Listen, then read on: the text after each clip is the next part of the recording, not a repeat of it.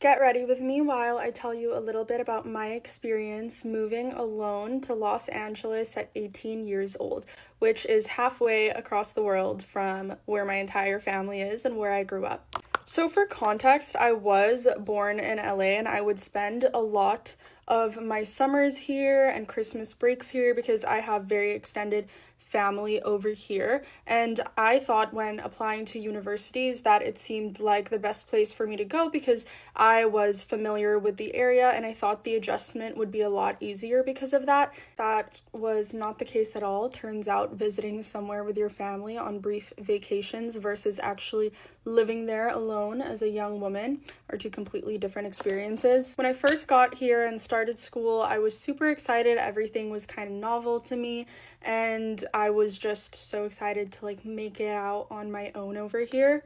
But very quickly, the homesickness hit. It's kind of a tug of war of emotions because on one hand, you feel really sad you're missing your family, but then you kind of feel guilty in that way because my mom is back home working so hard and I'm out here in the US building a new life for myself and getting these opportunities that my family has not experienced, like going to university abroad.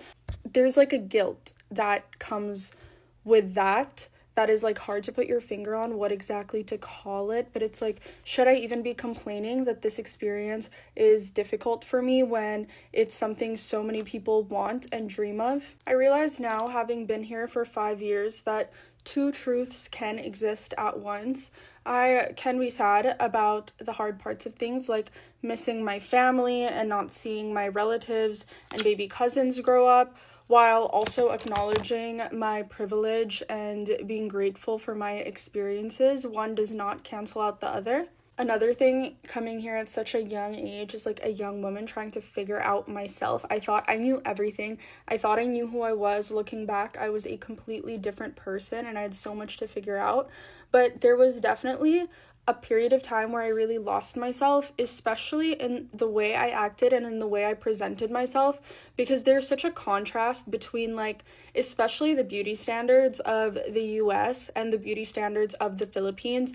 It is actually almost exact opposites. I remember so many times I would be in the US and people would mistake me for being so much younger than I actually was. So I would pack on so much makeup onto my face every time I left the house. I would wear false lashes to my lectures at 10 in the morning. And then I would go back home to the Philippines for visits and I would get negative comments of people saying that I look so old and so mature for my age. So that kind of messed with my head because it put me in this weird position where I didn't know what was true or not because I was receiving so many conflicting messages. I remember every time I would go back home, I would have to adapt a completely different makeup style just to fit in. And then every time I would be in LA, I would switch my makeup around again. And that just left me feeling very lost because rather than me doing things to myself that made me feel confident and that were reflective of my style and personality, I was just adapting the way I presented myself solely on my environment,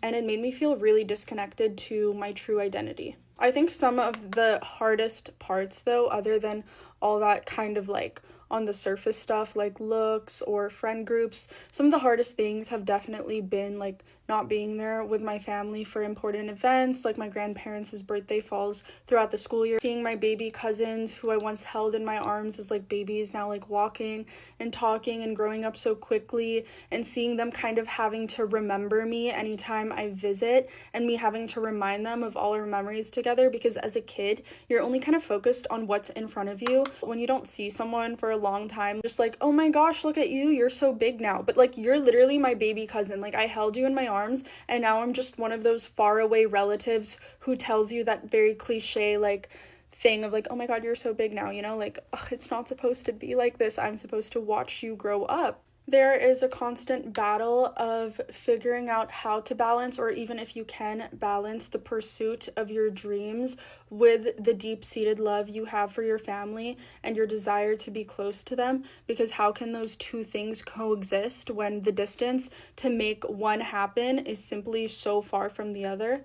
I'll watch old videos or Snapchat memories of myself from when I was living in Manila, and I hear my Filipino accent so strong, and then I hear myself talk now in videos and I'm like, oh my gosh, it's completely gone. And it's only in those moments where I actually realize how much of a difference has been made. I will say the age-old saying that distance makes the heart grow fonder is so true.